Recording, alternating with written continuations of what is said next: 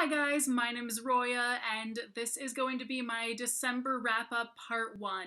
And the reason that I'm doing a part 1 and part 2 of a December wrap-up is because I am going on vacation tomorrow, and actually it'll be today when I upload this video. I may even already be at the airport when you watch this, who knows. So I thought that I may as well show you the books that I read in the first half of December, and then while I'm on vacation, I will show you the books that I read while I was there, because otherwise it would be really weird. I'd have like no books to show you for the first like half of the month or something like that, and it would just be crazy. So, without further ado, here are the books that I read. The first book I read, I actually finished this on the last day of November, so maybe that's cheating, but it was like after I filmed my last wrap-up, so whatever. So basically, this series is the Misthorn Witches series by Barb Hendy, and it follows two Misthorn witches named Celine and Amelie. They are sisters, and one of them can see people's futures and the other can see people's pasts. Each book follows a different sort of mystery that they have to solve for the prince governing their region. This is the third book, and the most recent one. In this one, the stakes are a little bit higher, so I enjoyed it a lot more. They actually have to go to the prince's evil brother's domain, who can pretty much be tied to all of the goings-on that is, like, terrible, that they've encountered so far. Because he has a problem that he needs them to solve. His fiance's family members are dropping dead at the dinner table, and no one can tell why. So this was a really interesting book because we're introduced to a lot of new people who we've never seen in this series before, or we barely have at all. And so the people who I like expected to hate, I ended up really liking, and the people I expected to like, I ended up hating, and just all kinds of craziness. So yeah, this series is really, really good. If you haven't checked it out yet, I highly recommend it, but this book was the best one, for sure. Next, I read volumes 4 and 5 of Slayers. Once again, this is the series of books that inspired the anime and the manga, and I just love these things so much. I mean, I already love the show. It's like my favorite show in the whole wide world, practically, but reading the books that were written by just one person, it's like amazing that one person could create all this whole setting and everything, because I just love the world that this takes place in. Like, it's so well thought out and everything, and it's literally just amazing. Like, I really can't even tell where he got his influences for this or anything. Like, I don't see any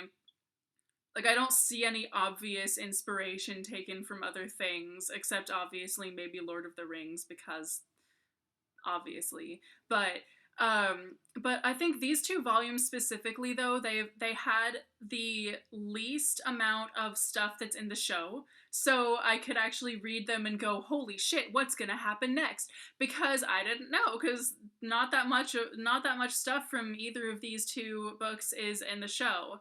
Unlike the previous ones I've read, they really follow the show, like, really to a T, but these ones don't. So these are really, really good books. Next book that I read is Erafire by Sarah J. Maas, which is the third book in the Throne of Glass series. And I hate to admit that I was a little bit disappointed in this one.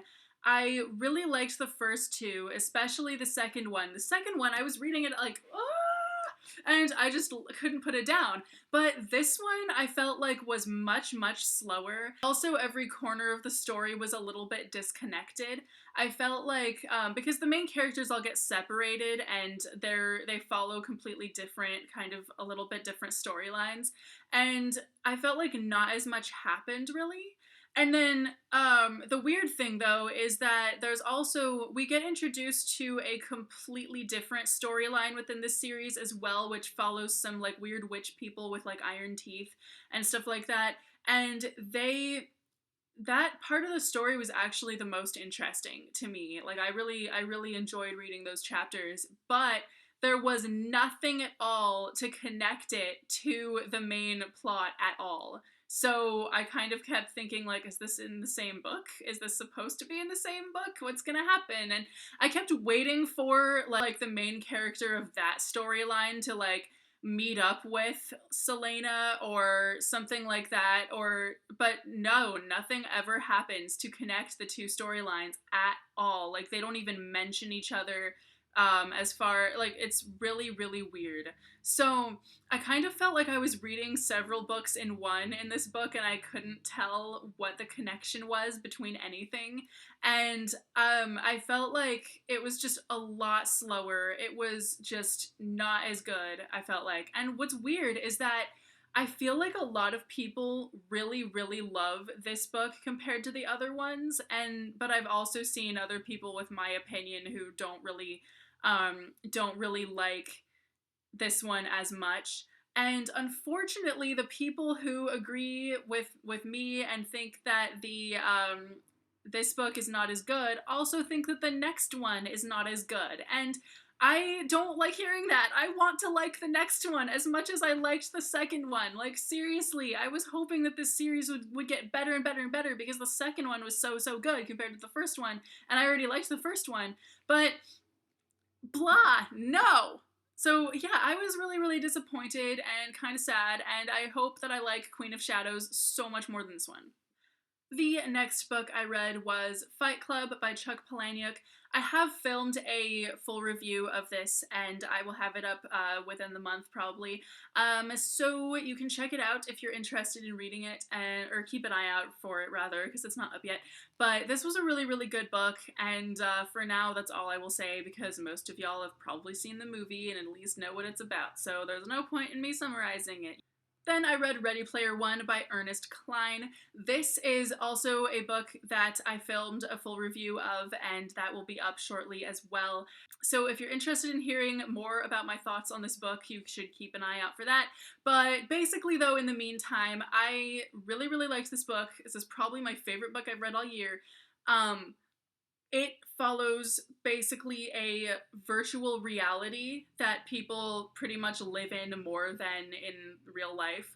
And a boy named Wade has practically grown up in the virtual reality, and he loves being in the virtual reality, and he is obsessed with the idea of finding this Easter egg that the creator of the virtual reality thing planted in it somewhere. And so he's like seriously done his research and he's going to find it, and yay. So I know that people rant and rave about this book, but I still did not expect to get as into it as I was. Like, it's really good. The next book I read was Siege and Storm by Leigh Bardugo. This is the sequel to Shadow and Bone, and also the second book in the Grisha trilogy. And I was a little bit disappointed in this one as well, probably at least as disappointed as I was in Erafire, because I really liked the first book, and this one was kind of just, I'm hoping that this book was just, like, not as good because it was just the token, like, filler book in the middle of a trilogy that sometimes happens, but really not that much happened in it. We got, like, 50 pages worth of actual plot at the beginning, and then, like, 50 pages worth of action at the end, but, like, the whole middle of the book was kind of just talking and politics and, like, nothing, and the main character feeling bad and, like, confused or something like that. So really not that much happened in this book. I was very, very sad. I hope the third one's better. The next book I read was Fall of Hyperion by Dan Simmons. I'm actually not finished with this book. I will be when this video goes up, but so I found this book really, really good. Not as good as the first one, though. The first one, seriously, just, like, I don't know what its deal was. Like, I loved the shit out of the first one, because there were so many parts that, like, creeped me out but cracked me up at the same time, if that was even possible. That was clearly not its intent at all. There were parts that made me go like, yes, that was awesome, and stuff like that. But this book didn't really have that much of that in it. It still had a lot that moved the plot forward, and it wasn't just like, oh, blah, whatever, filler or anything like that. Like, everything in it still moved the plot forward. I just kind of felt like a lot of it was just not as action-packed or anything as the first one was, but it was still really, really good. I still have like 50 pages left of it right now, and from what I can gather, it's shaping up to be a really, really good 50 pages. So, yeah, I'm gonna go and read the rest of this right now as soon as I film the rest of this video. So these are the books that I read in the first half of December. I have now read 111 books during this year, so I'm hoping to make it to 120 because that was my goal for the year, and I'm cutting it really close. I really don't know if I can do it. So we will see how many books I get to during vacation. But yeah, for now, these are the books that I read so far in December. So anyway, let me know if you've read any of these books and what your thoughts are down in the comments, and let me know what you've read so far in December. So I will see you soon with a new video. Bye!